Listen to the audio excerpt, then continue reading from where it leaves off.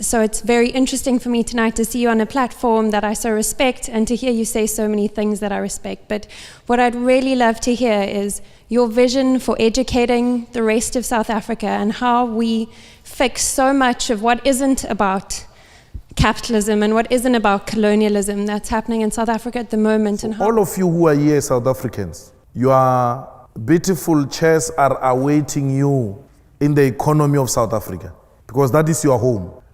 You are even more important because you've got exposure to the world, and you know and you have seen what worked and what didn't work.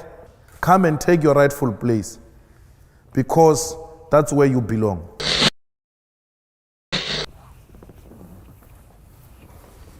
The lady at the very back of the hall. Do you mind waiting for the microphone? Good evening, Mr. Malema. Thank you so much for coming to speak to us tonight. I'm a South African, and I have a massive identity with a lot of the things that you said. I have seen my second mom, Patricia, be denied access to being called family when she more than obviously is. And so it's very interesting for me tonight to see you on a platform that I so respect and to hear you say so many things that I respect. But what I'd really love to hear is your vision for educating the rest of South Africa and how we fix so much of what isn't about capitalism and what isn't about colonialism that's happening in South Africa at the moment, and how we create access to for people in the Eastern Cape to strong educations, to becoming entrepreneurs, and to taking wealth back to the places that really need it. Well, I didn't hear the first part. What is my vision on the role of educated? So, yeah, what are you going to do to promote education? Okay. Well, for sure you heard me when I started. I spoke about the struggles of education in South Africa. And what makes me happy about that is that the youth are not fighting for the prices of alcohol to be reduced. They are not fighting for prices of clothes or all those luxury clothes things to be reduced. They are fighting for access to education.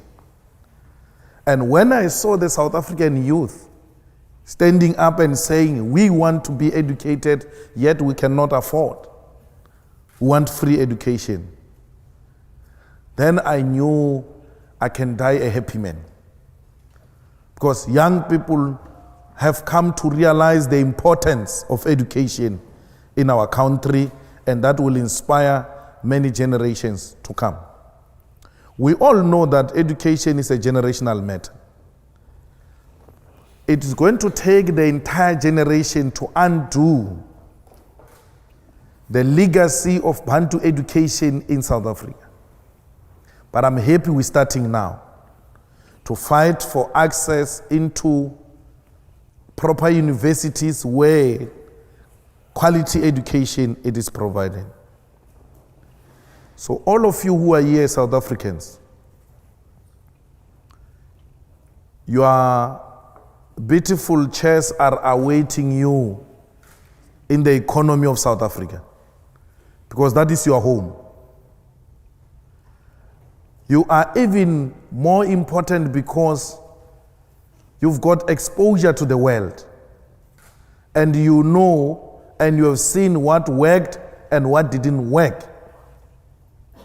Come and take your rightful place, because that's where you belong. If you read the book of the EFF, it's here. It's called The Coming Revolution. We have a book already in less than 2 years. That's how serious we are. Many people just waffle without writing what they are talking about. So we write.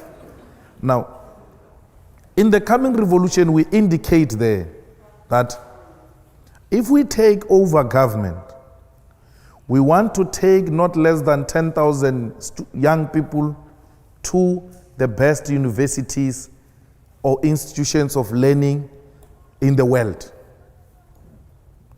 Because our education system is not yet perfected to a point where it can produce qualified people, especially in the scarce skills areas. It must be a state-funded program to take students to the best universities in the world while we're still working at home to perfect the education system. And once government of the EFF does that, then we go into business and say, yes, business, how many students are you prepared to take to the outside world, to the best universities, to be trained in the scarce skills so that they can come and help the economy of South Africa to grow? We are nothing without education. All of us here, we are at school. I just finished writing my last paper 2 weeks ago. Very boring, but I had to write it and agree with what the academic said. I mean, you can't argue differently, otherwise you're going to fail. So I had to agree with those things. But that's how important education is to the leadership of the EFF. The spokesperson of the EFF here, please rise, Honorable Ndlozi. Is a PhD student at the Wits University. Our Deputy President here, please rise, DP. Just graduated with masters at the Wits University. And our national chairperson here is a senior counsel. I don't know what senior counsels are called here. QC, Queen's Counsel. Yeah, Queen's Counsel. We don't have Queen's Counsel in South Africa. So, and it looks like you used to be called Queen's Counsels as well in South Africa. So we did away with those things. You are our counsel and not Queen's Counsel. Now, that's how education is so important in the EFF. And education constitutes the center for development in South Africa and in Africa. The sustainability of political freedom and the economic freedom depends on the education.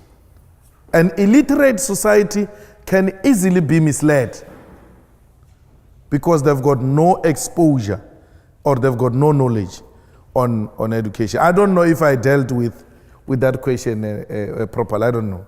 There you have it, guys. Julius Malema is usually full of these revolutionary speeches. Sometimes you wonder where he gets them from.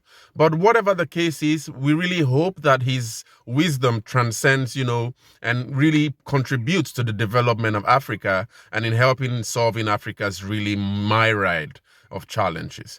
But what do you guys think about his speech? Share your thoughts in the comments. Thank you for watching, guys. I really hope you enjoyed this video. Please share and like and subscribe, because that's the way you support Kwazemi as a channel, an Afrocentric channel, where we try to understand deeper issues in African history and hopefully develop a collective intelligence on how we wish to build the Africa we want to see as people of Africa. See you in the next one.